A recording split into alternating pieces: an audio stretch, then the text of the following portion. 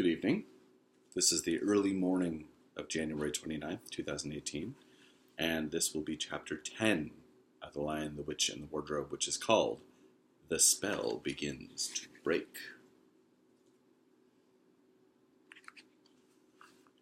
Incidentally, the spine of this book is marking it as book number 2 in the Chronicles of Narnia series, and we're reading it first because this is the first of those books to be written and published.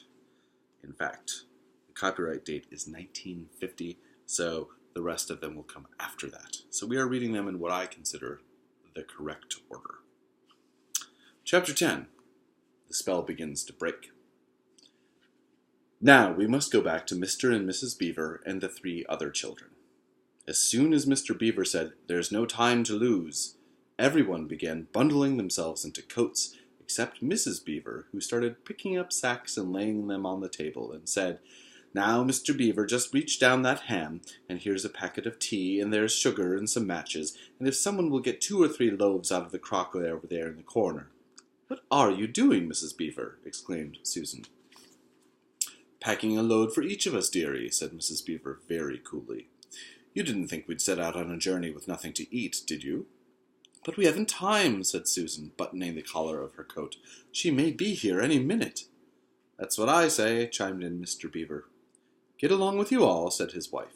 "Think it over, Mr. Beaver. She can't be here for a quarter of an hour at least." "But don't we want to get as big a start as we can possibly get," said Peter, "if we're to reach the stone table before her?" "You've got to remember that, Mrs. Beaver," said Susan. "As soon as she has looked in here and finds we're gone, she'll be off at top speed." "That she will," said Mrs. Beaver. "But we can't get there before her, whatever we do, for she'll be on a sledge and we'll be walking." "Then have we no hope?" said Susan. "Now don't you get fussing, there's a dear," said Mrs. Beaver. "But just get half a dozen clean handkerchiefs out of the drawer. Of course we've got a hope. We can't get there before her, but we can keep under cover and go by ways she won't expect, and perhaps we'll get through." "That's true enough, Mrs. Beaver," said her husband. "But it's time we were out of this." "And don't you start fussing either, Mr. Beaver," said his wife. "There, that's better. There's 5 loads and the smallest for the smallest of us. That's you, my dear," she said, looking at Lucy. "Oh, do please come on," said Lucy. "Well, I'm nearly ready now," answered Mrs. Beaver at last, in allowing her husband to help her into her snow boots. "I suppose the sewing machine's too heavy to bring?" "Yes, it is," said Mr. Beaver, "a great deal too heavy, and you don't think you'll be able to use it while we're on the run, I suppose." "I can't abide the thought of that witch fiddling with it," said Mrs. Beaver, "and breaking it or stealing it as likely as not." And here's a picture of the beavers getting ready. "Oh, please, please do hurry," said the 3 children. And so at last they all got outside, and Mr. Beaver locked the door. "It'll delay her a bit," he said, and they set off, all carrying their loads over their shoulders. The snow had stopped and the moon had come out when they first began their journey. They went in single file, first Mr. Beaver, then Lucy, then Peter, then Susan, and Mrs. Beaver last of all. Mr. Beaver led them across the dam and on to the right bank of the river, and then along a very rough sort of path, among the trees right down by the river bank. The sides of the valley, shining in the moonlight, towered up far above them on either hand. "Best keep down here as much as possible," he said. "She'll have to keep to the top, for you couldn't bring a sledge down here." It would have been a pretty enough scene to look at it through a window from a comfortable armchair, and even as things were, Lucy enjoyed it at first. But as they went on walking and walking and walking, and as the sack she was carrying felt heavier and heavier, she began to wonder how she was going to keep up at all.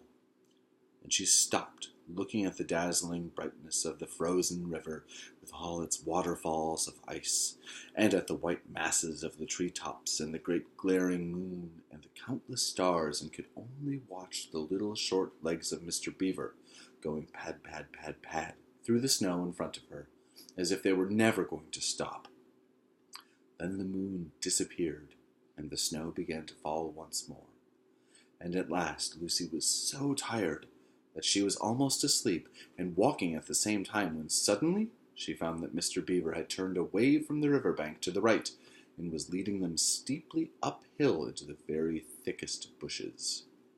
And then, as she came fully awake, she found that Mr. Beaver was just vanishing into a little hole in the bank, which had been almost hidden under the bushes until you were quite on top of it.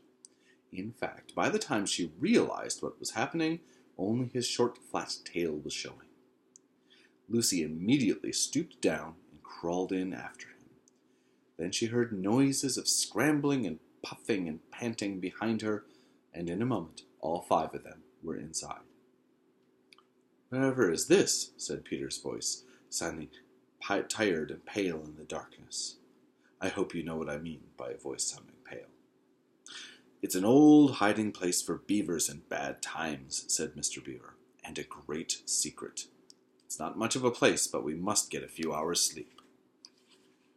"If you hadn't all been in such a plaguey fuss when we were starting, I'd have brought some pillows," said Mrs. Beaver. It wasn't nearly such a nice cave as Mr. Tumnus's, Lucy thought. Just a hole in the ground, but dry and earthy. It was very small, so that when they all lay down they were all a bundle of clothes together, and what with that and being warmed up by their long walk, they were really rather snug. If only the floor of the cave had been a little smoother. Then Mrs. Beaver handed round in the dark a little flask out of which everyone drank something. It made one cough and splutter a little and stung at the throat, but it also made you feel deliciously warm after you'd swallowed it. And everyone went straight to sleep. It seemed to Lucy only the next minute, though really it was hours and hours later, when she woke up feeling a little cold and dreadfully stiff, and thinking how she would like a hot bath. Then she felt a long set of long whiskers tickling her cheek, and saw the cold daylight coming in through the mouth of the cave. But immediately after that she was very wide awake indeed, and so was everyone else. In fact, they were all sitting up with their mouths and eyes wide open, listening to a sound which was the very sound they'd all been thinking of, and sometimes imagining they heard during their walk last night. It was a sound of jingling bells. Mr. Beaver was out of the cave like a flash the moment he heard it. Perhaps you think, as Lucy thought for a moment, that this was a very silly thing to do? But it really was a very sensible one. He knew he could scramble to the top of the bank among bushes and brambles without being seen, and he wanted above all things to see which way the witch's sledge went. The others all sat in the cave, waiting and wondering. They waited nearly 5 minutes. Then they heard something that frightened them very much. They heard voices. "Oh," thought Lucy, "he's been seen. She's caught him." Great was their surprise when a little later they heard Mr. Beaver's voice calling to them from just outside the cave. "It's all right," he was shouting. "Come out, Mrs. Beaver. Come out, sons and daughters of Adam. It's all right. It isn't her." This was bad grammar, of course, but it is how beavers talk when they are very excited. I mean, in Narnia. In our world, they don't usually talk at all. So Mrs. Beaver and the children came bundling out of the cave, all blinking in the daylight, and with earth all over them, and looking very frowsty and unbrushed and uncombed, and with sleep in their eyes. "Come on," cried Mr. Beaver, who was almost dancing with delight. "Come and see. This is a nasty knock for the witch. It looks as if her power is already crumbling." "What do you mean, Mr. Beaver?" panted Peter, as they all scrambled up the steep bank of the valley together. "Didn't I tell you," answered Mr. Beaver, "that she'd made it always winter and never Christmas? Didn't I tell you? Well, just come and see." And then they were all at the top, and did see. It was a sledge, and it was reindeer with bells on their harness. But they were far bigger than the witch's reindeer, and they were not white but brown, and on the sledge sat a person whom everyone knew the moment they set eyes on him. He was a huge man in a bright red robe, bright as holly berries, with a hood that had fur inside it, and a great white beard that fell like a foamy waterfall over his chest. Everyone knew him because, though you see people of his sort only in Narnia, you see pictures of them and hear them talked about even in our world, the world on this side of the wardrobe door. But when you really see them in Narnia, it is rather different. Some of the pictures of Father Christmas in our world make him look only funny and jolly, But now that the children actually stood looking at him, they didn't find it quite like that. He was so big and so glad and so real that they all became quite still. They felt very glad, but also solemn. "I've come at last," said he. "She has kept me out for a long time, but I have got in at last. Aslan is on the move. The witch's magic is weakening."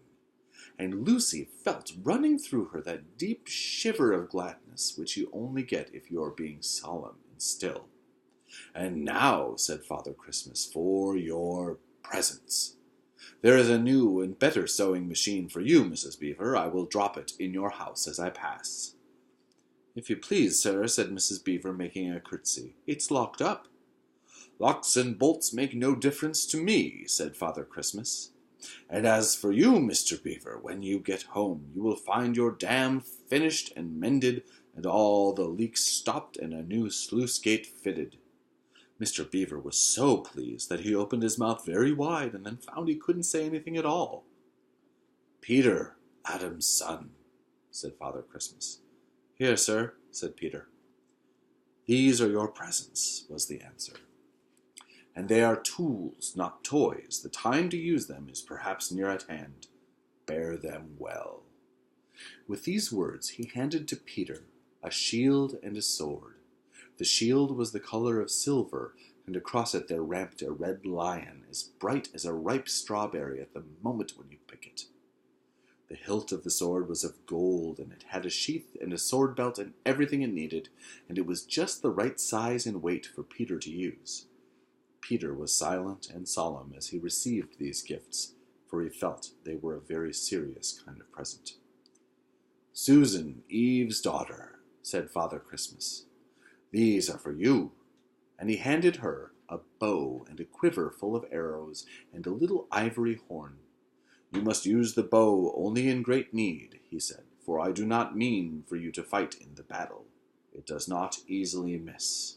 And when you put this horn to your lips and blow it, then, wherever you are, I think help of some kind will come to you."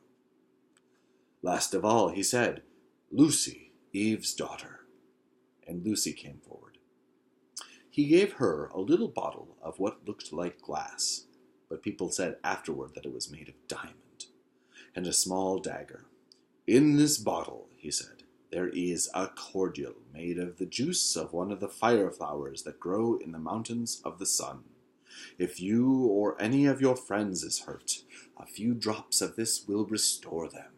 And the dagger is to defend yourself at great need, for you are also not to be in the battle." "Why, sir?" said Lucy. I don't know, but I think I could be brave enough." "That is not the point," he said, "but battles are ugly when women fight." And here we will pause, because this is a book that was written many decades ago. And, we could think together about C.S. Lewis and the ways that he treats his characters, and how it might feel like it's a little bit different how he treats the boys in his characters from the girls. But days like this, I feel like battles in general can be ugly, and it doesn't matter if it's girls fighting boys fighting, men fighting, women fighting. Wars are hard, and battles are tough. So if there's a woman or a girl who wants to fight or needs to fight, then it is a sad thing to have to fight. But there should be no difference between a woman fighting and a man fighting, or a boy fighting and a girl fighting. Back to the story. And now, Father Christmas suddenly looked less grave. "Here is something for the moment for you all." And he brought out, I suppose from the big bag at his back, but nobody quite saw him do it, a large tray containing 5 cups and saucers, a bowl of lump sugar, a jug of cream, and a great big teapot, all sizzling and piping hot. Then he cried out, "Merry Christmas! Long live the true king!" and cracked his whip, and he and the reindeer and the sledge and all were out of sight before anyone realized they had started. Peter had just drawn his sword out of its sheath and was showing it to Mr. Beaver when Mrs. Beaver said, now then, don't stand talking there till the tea's got cold, just like men." See? Treating his different characters different ways. "Come and help to carry the tray down, and we'll have breakfast. What a mercy I thought of bringing the bread knife." So down the steep bank they went, and back to the cave, and Mr. Beaver cut some of the bread and ham into sandwiches, and Mrs. Beaver poured out the tea, and everyone enjoyed themselves. But long before they had finished enjoying themselves, Mr. Beaver had said, "Time to be moving on now." And Chapter 11 will be called Aslan is Nearer. We'll come back soon.